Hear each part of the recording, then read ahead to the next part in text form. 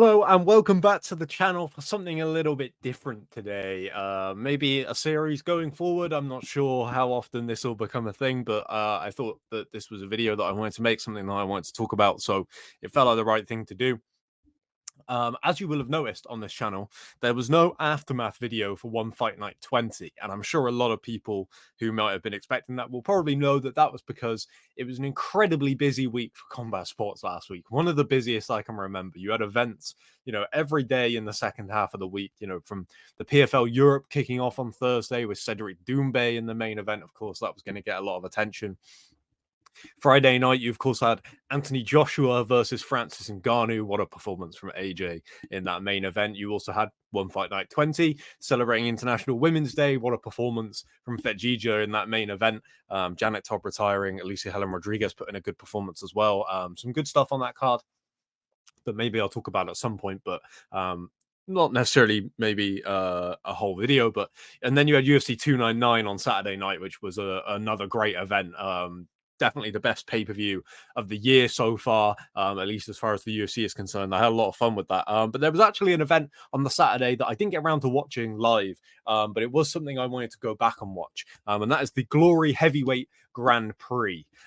This tournament was actually brought to my attention by Tim Wheaton from Cathkick Sports. Shout out to him. I'm sure that, a lot of you guys, if you are big striking fans, you already know about Tim and some of the work he does. So, yeah, go check his channel out. And Glory, let me explain my past with Glory a little bit. It's not something I tune into a whole lot, to be honest. And I try and keep up with everything as much as I can, but it's difficult, And this isn't the first Glory event I've watched. I have tuned into some events. I believe it used to be on UFC Fight Pass, so I just used to tune in every now and then if I saw that there was an event coming up.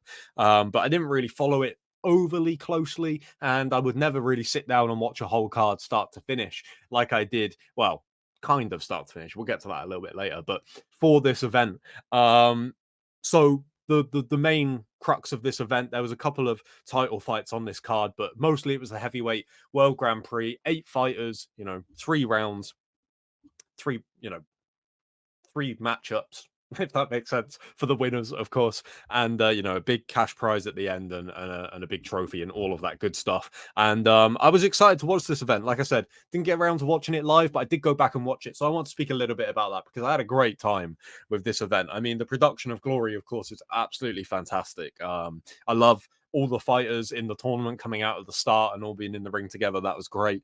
Love the WrestleMania ramp. I know that this isn't the first time this has been done or whatever, but big fan of those long entrance ramps for the fighters.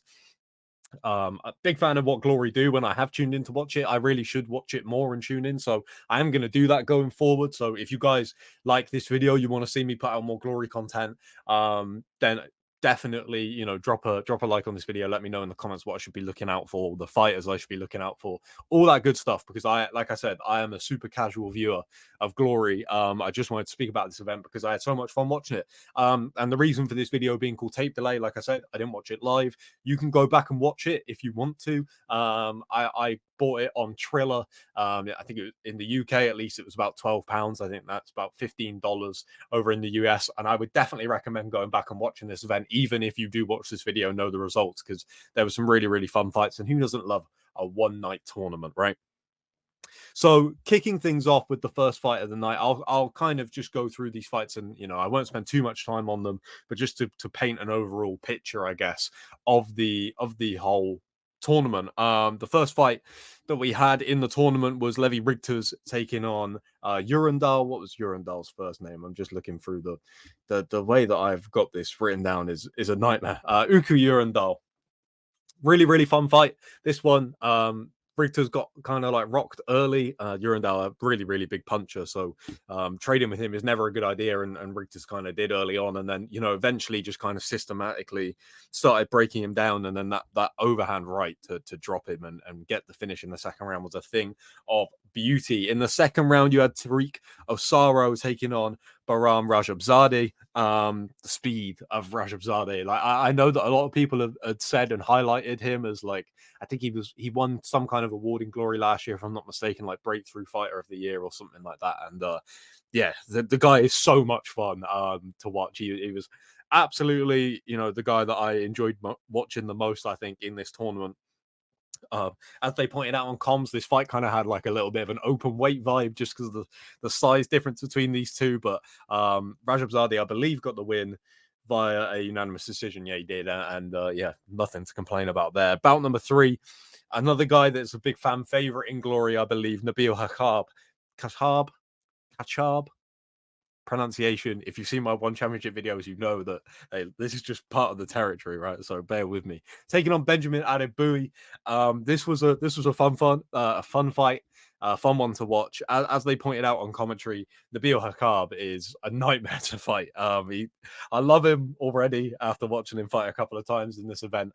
He of course did get the win over Adebui, and yeah, he just walked through those shots. Like, obviously, with a guy like that, body shots is going to be a big part of the fight. I should pull up let me pull up the actual Glory website. I can at least do this. There you go. There you go. So you had Nabil Hakab winning this fight, and yeah, the body shots, he just walked through him. There was a brilliant moment in this fight where he made the noise like he was going to throw something, but didn't throw something. As the commentary, I think, said that he just barked at him. That was hilarious to see, and I really enjoyed that fight. And the final fight of the opening round, you had, of course, the king of kickboxing, the heavyweight world champion, Rico Verhoeven, taking on Sofian Laidouni. I believe Sofian Laidouni, right? Have I made his first name up? No. Um, Rico getting a unanimous decision in this fight just wasn't even close. Rico looked like he was in second gear the whole time, and that was kind of a theme of this tournament that we will get to. But if you're going to be in the first round of a tournament, you either want to stop the guy early without taking much damage, or you want to have a decision win where you're controlling the pace, you don't take too much damage, you don't give out too much damage either. You just win the rounds and go about your business. And Rico is so good that, of course, he can do that against very, very high level opposition, and that's what he did against Laidouni in this fight. And yeah, it was impressive to see. We did have a few fights on this card that weren't the tournament, obviously, to break up the tournament. A couple of these I didn't see when I said about how I kind of watched the full card, but kind of didn't. There was the 2 fights right towards the end, in between the semi-finals and the final. I didn't watch those. To be honest, just ran out of time with work commitments and things like that, so didn't actually get time to watch those ones. Let me know if they were worth a watch, and I'll go back and check those out at a later date.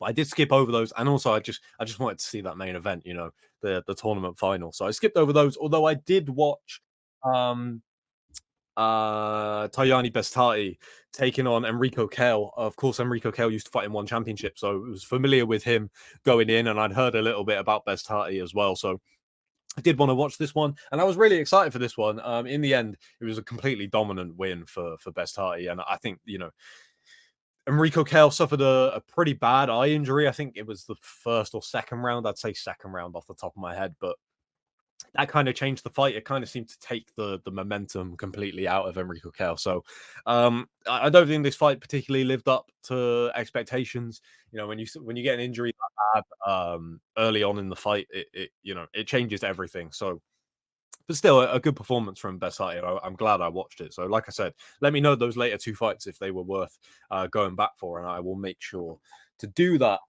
Let's scroll all the way back up so we can get to the semi-finals. So, semi-final number 1, you had Levi Rigters taking on God, I keep having to filter through the names. You know what? I'm just gonna look. For me, the screen is that way. For you, it's that way. Just so people understand why I keep looking over there when, yeah, it is what it is. Rajab Zadi versus Levi Rigters. This was a really, really fun fight, I thought.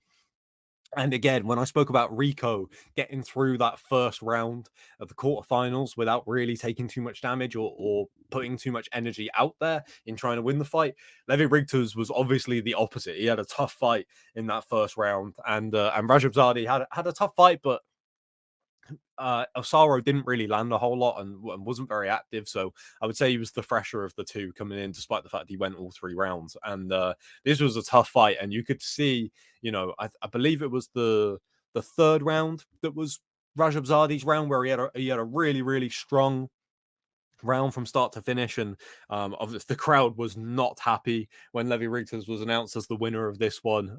Booed him throughout his whole interview, didn't really let him speak, and every time Rajab Zadi was climbing on the ring posts and stuff and getting the crowd to pop for him, even though Levi Rigters was doing his post-fight interview, it was entertaining. I thought that Levi Rigters did enough in the first 2 rounds to win that, so I wasn't personally surprised, but you could definitely see that this fight took a toll on Levi Rigters, and we will get back round to that when we talk about the finals. The other semi-final matchup, of course, took place between Nabil Hakab and Rico Verhoeven, and again, Rico fighting perfectly for a tournament. Admittedly, I expected a little bit more from Nabil Hakab, and I don't want to, be too negative about his performance because Rico is so good, right? But getting close to him and trying to bully somebody like Rico is far easier said than done. But he just wasn't really able to get anything going, any kind of momentum.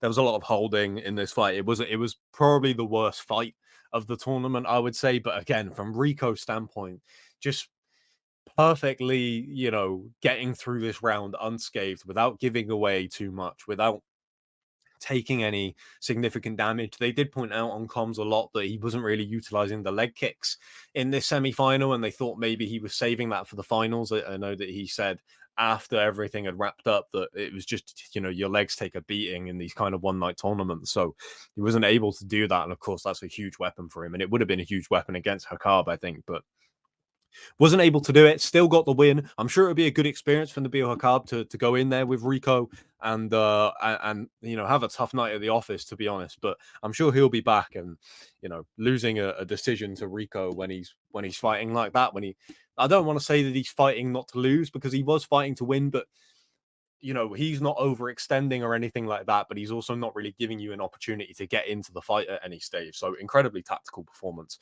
from Rico, and that set us up beautifully for the final between Levi Rigters and Rico Verhoeven, which Rico Verhoeven, of course, won.